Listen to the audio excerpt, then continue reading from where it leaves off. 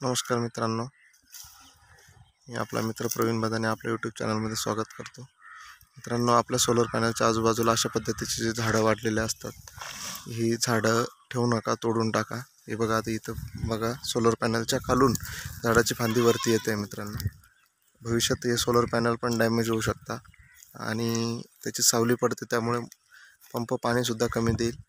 अशा आजूबाजूला जे झाडं असतील ते तुम्ही काढून टाका। त्यानंतर इथं सोलर पॅनलवरती पूर्णपणे डस्ट बसलेली होती मित्रांनो, धूळ होती पूर्ण, बघू शकता तुम्ही, वरती दिसते आपल्याला पॅनलच्या वरती।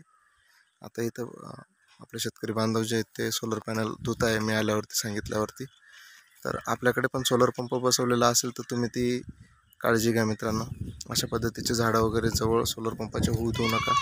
सोलर पंपाच्या खाली गवत होऊ देऊ नका, ते साफ करा, कारण वाळलेलं गवत वगैरे असेल, काही असेल, आणि एखाद्या खोडसाळ व्यक्तीने समजा चुकून एखादा सिगरेट पिणारा म्हणा किंवा काहीतरी अनावधानाने काही चुकीने समजा त्या गवताला काडी लागली, आग लागली, तर हे सोलर पॅनल पूर्ण जळून खाक होऊ शकतं मित्रांनो। त्यासाठी काळजी घ्या की आजूबाजूला झाडं, गवत हे होऊ देऊ नका, आणि वेळोवेळी आपल्या सोलर पंपाचे जे सोलर पॅनल आहेत हे तुम्ही पाण्याने धुवत जा। त्याच्यामुळे सोलर पंपाची लाईफ जी ती जास्त राहील, पाण्याचा प्रेशर हा तुम्हाला जास्त मिळेल। हा 5 HP इकोजन आयकॉन कंपनीचा आपला सोलर पंप आहे मित्रांनो। तुम्हाला काही अडचण असली तर माझा कॉन्टॅक्ट नंबर मी आधीच्या व्हिडिओमध्ये दिलेला आहे, तर त्या व्हिडिओमध्ये कॉन्टॅक्ट नंबर माझा मिळून जाईल मित्रांनो।